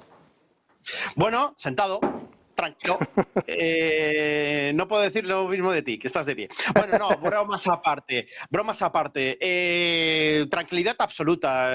Parecía que se iba a montar la de Dios hoy lunes con todo el tema del accidente, del helicóptero y nada, absolutamente nada. Esto pues ha sido un accidente. Cuando hay niebla, un helicóptero, te chocas contra las montañas y mueren todos. Y esto ha sido así casi siempre, ¿no? Y a veces pasan milagros y ya está, ¿no? Pero no hay conspiración, no hay nada, el petróleo tranquilo, los mercados que apuntaban con subidas muy importantes, entre comillas, muy en comparación a lo que finalmente han acabado subiendo en Europa y a lo que están pintando ahora en Wall Street, pues también parecía que iba a ser un día muy positivo y ha quedado, pues bueno, ligeramente positivo, ¿no? Y poco más, es decir, ahora, pues bueno, 50 días de presidente en funciones, elecciones y a luchar contra los mismos y ya está, ni más ni menos. Eduardo, decíamos en la editorial de hoy, crisis de liderazgo. Tenemos al monarca de Arabia Saudita, justamente haciéndose una revisión con 88 años, todo el mundo muy preocupado por su salud. Tenemos al príncipe saudí que desde luego tiene una política, una manera de enfocar las relaciones muchísimo más agresiva y de una manera un poco más quizá beligerante con el resto del mundo, el señor Mohammed bin Salman. ¿Te parece, un poco siguiendo este tema editorial, que podríamos estar en el paso previo a un escenario de alta volatilidad por estos dos sucesos que acaecen justamente en el mismo espacio temporal? ¿Crees que esto puede influir de alguna manera importante o no? La primera consigna es que no. Para ello basta ver la evolución del barril de petróleo. Es verdad que tenemos en máximos históricos el oro, Ojo, si cogemos el oro, esta mañana se nos iba a los 2.450, marcando máximos históricos ahí. Luego ha estado toda la mañana corrigiendo, ha marcado mínimos prácticamente en 2.407. Perfecto para cargar, y a partir de ahí se ha iniciado una reacción alcista que ahora pues la pobre no puede más, ¿no? Y habrá que esperar acontecimientos futuros. En el caso del barril de petróleo no podemos decir exactamente lo mismo. El barril de petróleo anda tranquilo, sin ningún tipo de problema. Si cogemos, a ver si me apaño aquí, si cogemos el barril Brent, está corrigiendo, de hecho, un 0,33%, está totalmente lateralizado, está como atrapado en medio de las dos medias móviles. Por la parte inferior, un $81, por la parte de arriba, 85,40, pero esta gran resistencia que tiene es mucho más evidente en el West Texas. En el caso del West Texas tenemos un gran apoyo en forma de media móvil de largo plazo en torno a la zona de los 77,60 y por la parte de arriba los 80,50, 80,60 aproximadamente, ¿no? Y tenemos esa también media móvil de medio plazo. Es decir, que no hay tensionamiento de precios, no hay absolutamente nada. El barril de petróleo está tranquilo, la onza de oro no, se ha ido al alza, pero es lo que toca, no me cansaré de decirlo, es el año del oro y no es más que otro pasito adelante de los muchos máximos históricos que tiene que hacer. Lo que pasa que también es verdad, va a una velocidad bastante importante que tienes que tener un poquito de agallas para pillar estos microcortes o recogidas de beneficio. Yo siempre digo lo mismo, acostumbra a corregir unos $30. En cuanto corrige $30, yo ya estoy empezando a comprar. Y esto pues suele funcionar bastante bien. Y bueno, pues como digo, en el año del oro tenemos que estar acostumbrados a cazarlas al vuelo, porque no creo que vengan correcciones severas. Hoy por hoy tendría que irse por debajo de los $2.389. Y bueno, pues cada vez estamos cogiendo mayor colchón de dólares para decir que, cuidado, que viene una corrección seria y fuerte.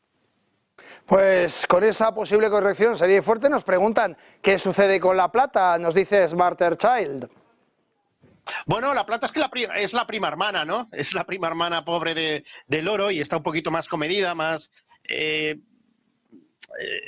no sé cómo decirlo, está más penalizada, más bajo control, pero tiene también un potencial muy bonito, ¿no? No está en máximos históricos, ni mucho menos. Si yo cojo el gráfico de velas mensuales, nos tenemos que remontar a los $50 famosos allá en el 2011, pero no me cabe la menor duda que hacia ellos va.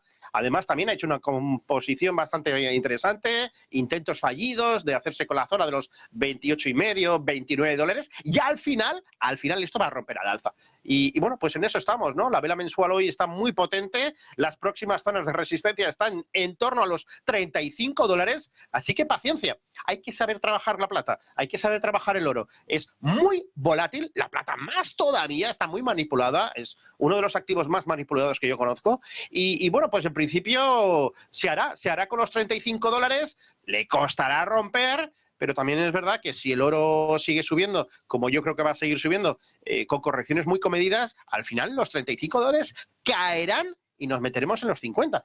Es que estamos todavía en 32, o sea que tiene un potencial de subida brutal, la verdad. Ese potencial de subida tan fuerte nos pregunta Mario, ¿cómo ves Tesla, Eduardo? ¿No da arrancando o esta semana estará todo esperando a Nvidia?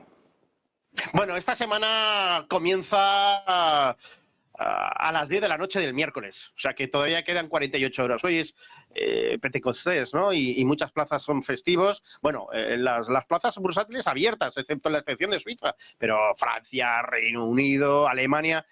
son festivos. Y yo creo que sí, que efectivamente está todo el mundo ahí quietecito esperando. Nvidia tiene que justificar los precios en los que nos encontramos. Veíamos la semana pasada como que estaban todas igual, al borde de marcar nuevos máximos históricos, y no lo va a marcar nadie antes de que ocurra, ¿no? De los resultados, me quiero decir. Tesla está aferrándose con uñas y dientes a una directriz principal alcista de largo plazo, que no le doy mucha importancia a esa directriz, yo le doy mucha más importancia a la canalización bajista en la que se está moviendo y en la que, como ves, también se aferra con uñas y dientes dentro de una pauta en el corto plazo triangular, es decir, clara indecisión en el mercado, pausa de la fortaleza bajista ahora mismo, pero yo creo que al final se hará. Con el soporte lo romperá. El soporte de los 167 dará continuidad a la corrección, volverá a salir por la parte inferior y luego ya veremos qué es lo que pasa con ese 138,80. Yo espero la amplitud, yo soy muy paciente. Si algo no tengo es prisa. Entonces, bueno, esa amplitud del canal bajista, cuanto más tarde mejor, porque ya empezamos en breve a hablar de $100, ¿no? Entonces, bueno, paciencia y con unas puts fuera del dinero ahí compradas, esperando ese acontecimiento. Pues fenomenal, estaba justamente leyendo una pregunta que decía Jimena y nos decía, yo compré el ETF de Bitcoin antes del halving cuando su precio estaba en torno a los $73.780, no sé en qué momento estuvo en ese precio el ETF, creo que se refiere a cuándo estuvo ese precio el Bitcoin. Dice, estoy esperando que continúe su tendencia alcista, ¿qué probabilidad hay de que siga subiendo después del halving? Bueno, pues parecía que se apagaba, pero ha funcionado el soporte. Tenemos canalizado, bueno, le hemos puesto un rectángulo a la cotización. Está consolidado en la parte alta, como estamos viendo, tiene un pedazo de soporte brutal en la zona de $60.000, con una falsa ruptura por la parte inferior, y ahora la idea es ir otra vez a las puertas de los 74.000.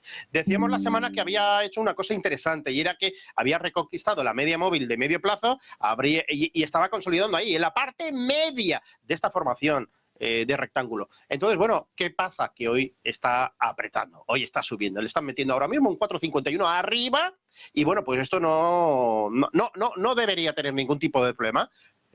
Con hacerse con los $70.000 es psicológico. Desde el punto de vista técnico no hay nada hasta los $70.650, pero lo importante se cuece más arriba. Se cuece en la franja entre los 73.500 y los máximos históricos que se encuentran en los 73.795. Ahí la idea que yo tengo y que yo espero que vaya a ocurrir es falsa ruptura por la parte superior, igual que por abajo, por arriba. Ahora toca engañar a los de arriba, así que hará un 76.000, 77.000 a punto de, se girará, volverá a reentrar dentro de la canalización y si las cosas se ponen muy feas, volverá a 67.400. Pero ojo, no deberíamos poner en aprieto los 60.000, que eso va a misa. Perder los 60.000 es salir zumbando. Así que mantenimiento de la pauta de máximos y mínimos crecientes y la fiesta continúa. Importantísimo, vemos siempre cómo hay esa correlación un poco entre la volatilidad de ese índice VIX que siempre vigilamos para ver el comportamiento. Eduardo, si lo vemos en este momento, está cotizando por debajo de soporte en torno a los 12,22. Hacía muchísimo tiempo que no lo veíamos en esa zona, en concreto desde diciembre del 23 no tocaba las zonas donde está ahora mismo, con el mundo patas arriba, con 50.000 cosas. Ya vemos por parte de Estados Unidos haciendo declaraciones tan fuertes sobre el primer ministro de Irán, viendo un poco toda la situación que hay, ¿cómo es posible que tengamos un VIX tan bajito, tan poca volatilidad?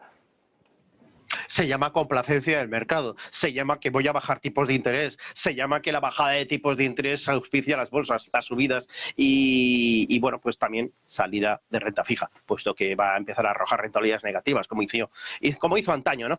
Entonces, bueno, en los últimos 4 años jamás ha sido tan barato hacer coberturas, ¿no?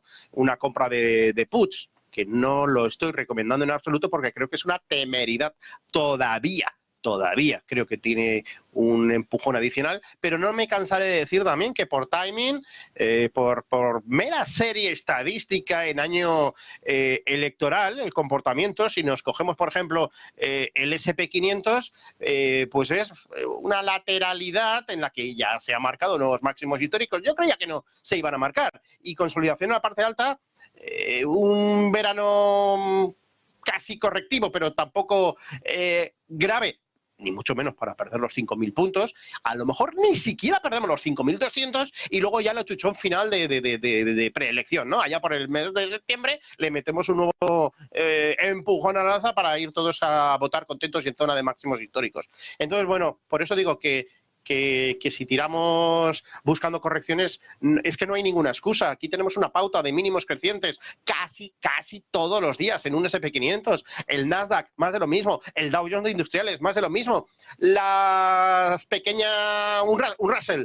Bueno, pues la pequeña y mediana empresa cotizada no está tan bollante, ¿no? Pero, insisto, aquí esta semana se van a ver muchas cosas a partir del cierre de la sesión de mañana en Wall Street con los resultados de Nvidia y bueno, pues solo hay que ver, hoy está ahí posicionándose la gente, ¿eh? Pero yo creo que es una temeridad comprar en una zona de resistencias tan brutal. Tenemos esos $974, hoy está muy bien, un 2,75% de subida, sí, todo lo que queramos, pero tan cerca no debemos comprar. Hay que esperar a ver qué ocurre. A ver qué ocurre con esa resistencia. Por abajo, todo perfecto, maravilloso. La corrección también ha sido severa. La reacción alcista es exquisita. Reconquista de la media móvil, de medio plazo, pauta de mínimos crecientes. Máximos también vienen a confirmar esos mínimos crecientes. Y bueno, poco a poco trabajándose la ruptura de la resistencia de máximos históricos que la reventará el miércoles en cuanto sepamos los resultados. Porque nos tiene acostumbrados a mínimo doble dígito de beneficios, de incremento de beneficios, ¿no? Entonces, bueno, tiene que decir algo grave en cuanto a expectativas de cara al próximo trimestre para que el mercado se diga, cuidado, y entonces haya corrección. Y yo creo que esto no se va a dar. Entonces, bueno, los resultados ya están totalmente descontados, falta el conocerlos, pero todo el mundo va a estar escuchando. Vale, de acuerdo, segundo trimestre, dime cosas. Dime ya qué pinta tiene el segundo trimestre. Y entonces, como teóricamente quiero pensar que van a decir cosas igual de bonitas, igual de potentes, pues de nuevo la fiesta va a continuar.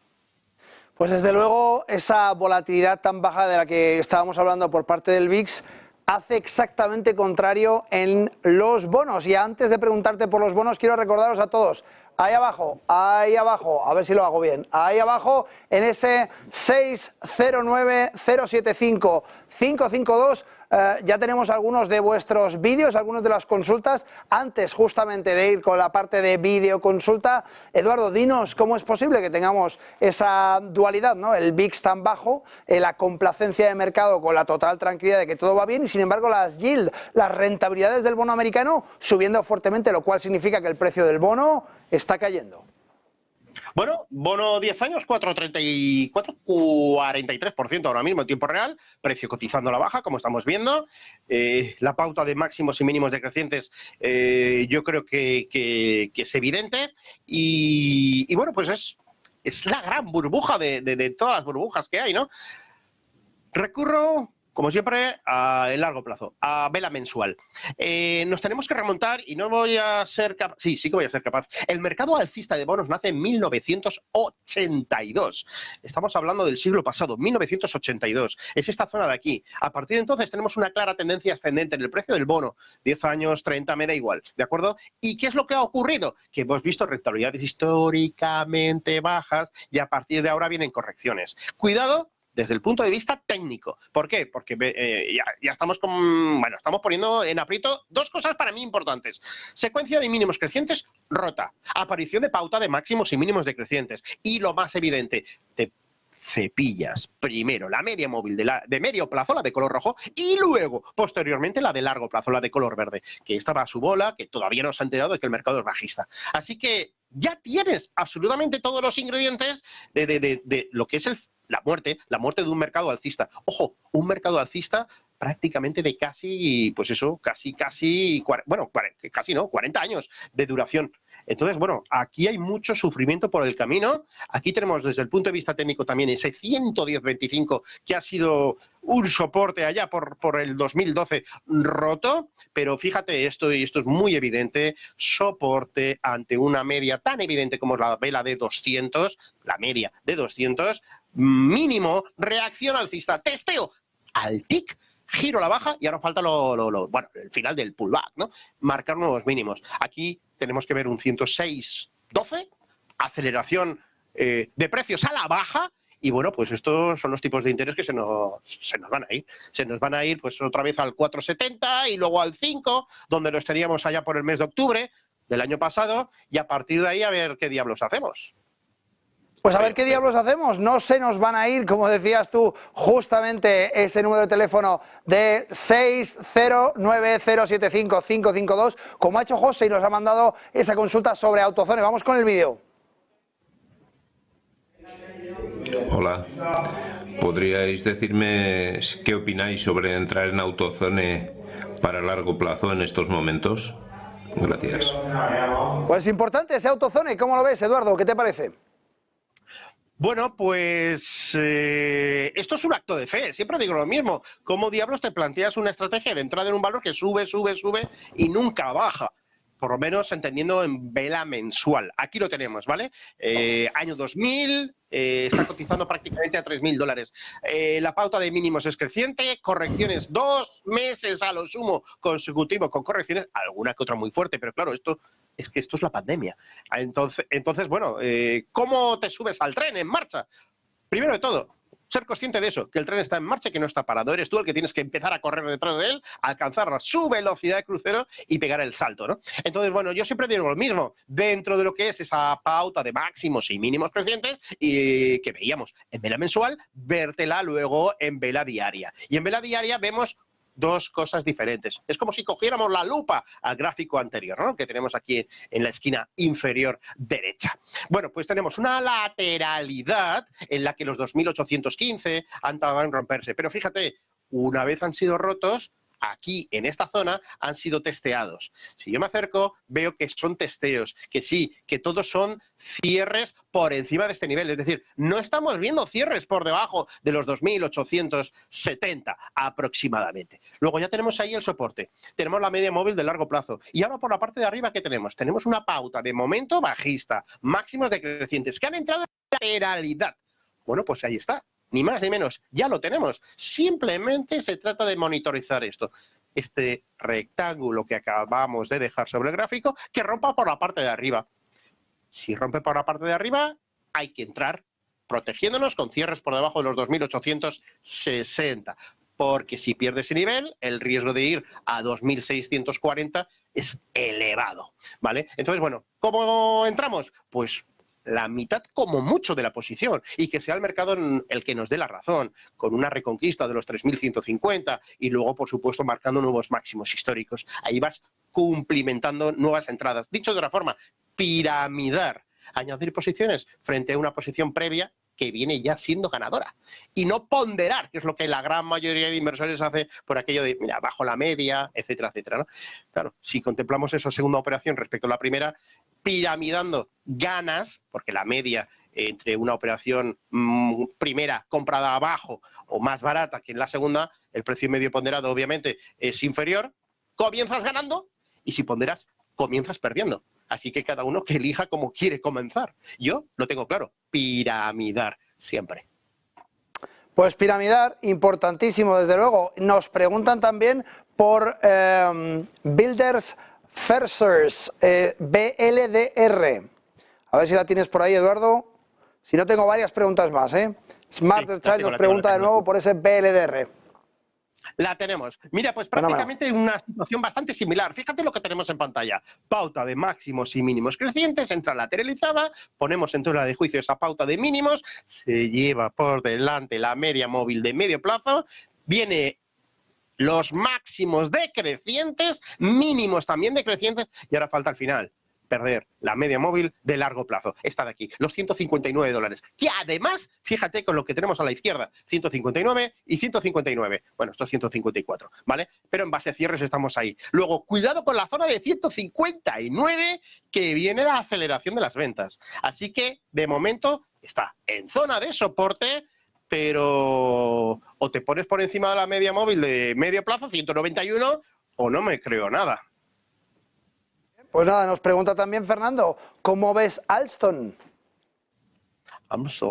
Alstom. Pues hace tiempo que no la veo. Sí. Sí, hace tiempo. Hace tiempo que no la veo, la verdad. Bueno, pues fíjate qué suelo más bonito está haciendo. Madre mía, qué castaña se pegó. Zora casi 50 euros. Primer tramo impulsivo a la zona de 17. Rebotón a 28,50. Me hundo en la miseria, me voy a 11, 10 y medio. Y a partir de ahí reacción alcista potente. Cosas buenas. Fíjate, suelo allá por el 2014, más o menos, 15 y medio. 15 y medio, no llegó a 15 y medio, ha recuperado sin problemas los 15 y medio. Bueno, pues esto es señal de que va bien. La reacción alcista, cuidado porque tenemos esta zona de máximos históricos con esta de aquí. Bueno, históricos he hablado muy pronto porque viene del año Catapún arriba, ¿vale? Pero importantísimo que se rompa esto. ¿Qué tenemos aquí? Pleno proceso, estamos de lleno en el proceso de cierre de este hueco bajista motivado por alguna noticia. Así que aquí hay que seguir peleando por cerrarlo. 21,15, quedará cerrado y ahí es un ver y esperar. Pero de momento debería ir hacia esa zona. Bonito ver cómo va reaccionando. Lo que pasa que, claro, la pobre va sobrecomprada, como estamos viendo, pero no por el mero hecho de estar ahí el RSI, dale que te pego, con 80, lo pierdo, no lo pierdo tal, 70, 80, 100... No por eso significa que vaya a bajar, ¿eh?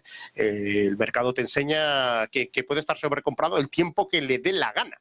Así que de momento es eso, 21.10, 21.20, cierre de hueco y a partir de ahí se la va a jugar, la verdad. Pues nos dice Isaías que evidentemente el IBEX no ha empezado la semana muy bien. ¿Qué te parece que puede hacer esta semana? ¿Se vendrá arriba o se caerá? ¿Cuál es tu idea?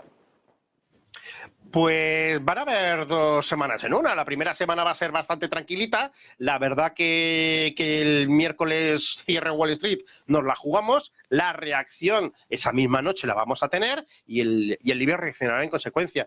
En un intento de mojarme, deberíamos ver algún tipo de máximos históricos antes. Si hay tranquilidad, el cierre de hoy se está preparando alcista en Wall Street. Entonces, bueno, es que los tenemos ahí, a girar la esquina. El cierre de hoy ha estado muy cerca de nuevos máximos anuales. IBEX, 11.385,70, ¿vale? Entonces, la pauta está intacta. Son mínimos crecientes, peor escenario posible. Tenemos aquí también un regalito, es este hueco pendiente que dejó el miércoles de la semana pasada. El martes cerraba concretamente en los 11.239. Ese es el nivel a no perder. Ese hueco quedaría cerrado entonces y eso ahora es el actual soporte. Por lo tanto, el primer termómetro de que va a venir una recogida de beneficios más seria y potente de lo esperado es que pierda los 11.239. Mientras eso no ocurra, tranquilidad absoluta y estando tan cerca de nuevos máximos, yo creo que podemos tener hasta las agallas de romperlos antes del cierre de mañana. Y nos dice Thorfinn, buenas noches. ¿Te crees el resurgir ese de Apple?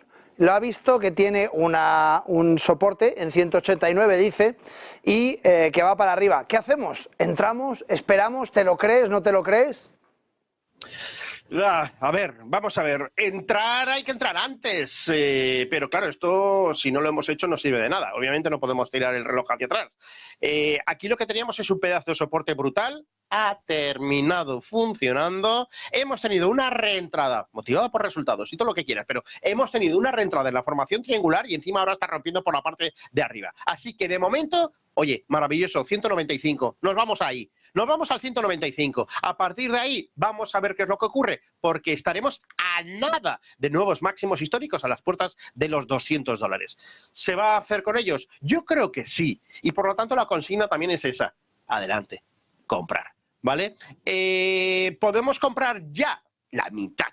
Si yo acostumbro a entrar con $10.000, pues oye, como mucho, entro con un tercio, con la mitad y espero la siguiente entrada a piramidar, que era lo que estábamos comentando antes. Pero tiene muy buena pinta, el resurgir es potente, ahora mismo un stop de protección, si somos cortoplacistas, estaría, yo lo pondría en 186,50.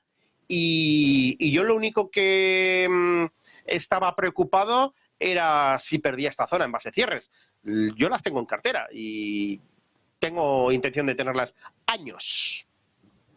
Pues mira, nos preguntan por PepsiCo y yo te voy a poner un poco la contrapartida, su competencia. Mira un poquito PepsiCo y Coca-Cola, a ver cuál es la situación de cada una de ambas y así aumentamos un poquito la rivalidad que hay entre las dos compañías. Sí, bueno, vamos a ver. La pauta de máximos y mínimos crecientes en Pepsi es evidente que se ha puesto ya en entredicho, ha entrado en una fase de lateralidad en la que aparentemente no está pasando nada mientras no perdamos los 160 a 160,80 dólares. En gráfico mensual es muy evidente también ver cómo es una corrección fuerte, pero una más de las muchas que hemos tenido a lo largo del camino. Así que tenemos fácil el ir hacia ese 191,28 máximos históricos de PepsiCo y rompernos al alza. Memoria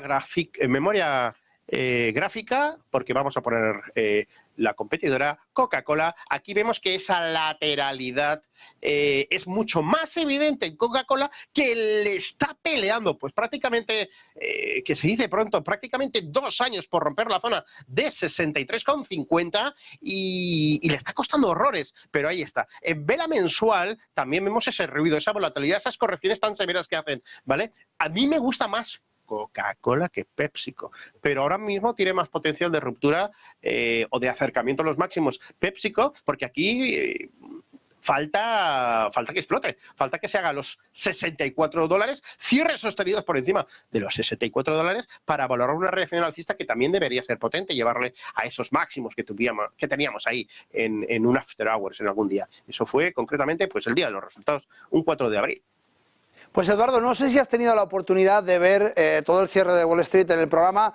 Hoy hemos tenido distintas entrevistas comentando lo que sucedía con esa entrevista de Milei. Hemos visto cómo estaba el Merval, que estaba muy próximo a máximos, y esta ya va de mi parte. O sea, ¿cómo ves tú el Merval, que ahora mismo ha roto máximos, está para arriba con un 3 y pico %? Dime qué te parece toda la situación que ha generado Milei, ese comportamiento y el subidón que se está pegando el Merval en este momento. Pues mira, el subidón lo tenemos aquí en tiempo real. Vela diaria, nuevos máximos, como estamos viendo. Déficit, algún mes que otro ya consecutivo, ya hay negativo, o sea que superávit. Y siempre digo lo mismo, el experimento que estamos viendo con dinero ajeno es maravilloso, ¿no? Entonces, bueno, todo el revuelo que se está haciendo, clave electoral, es que no hay otra. Es que interesa que se hable de otras cosas, mientras que esté haciéndose revuelo de esto, pues oye, maravilloso. Javier Milei, pues sabemos lo que es. Es que esto es como ir yo qué sé,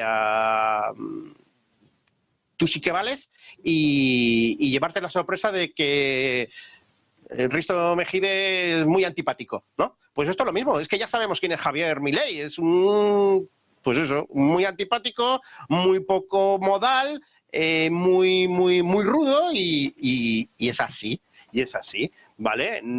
Por supuesto que no tiene ninguna justificación porque es lo que es, presidente de una gran nación en la que hay muchos intereses en España. España es el segundo inversor de Argentina, no nos olvidemos, un país que a antaño le gustaba mucho expropiar, sino que se lo pregunten a Repsol, ¿vale? Y no hay que tenerlos enfadados, pero claro, siempre digo lo mismo, lo que mal comienza, mal acaba, ¿no? ¿Quién fue del gobierno a la toma de posesión del presidente de Argentina en representación del gobierno? No fue absolutamente nadie. ¿Quién comenzó insultando?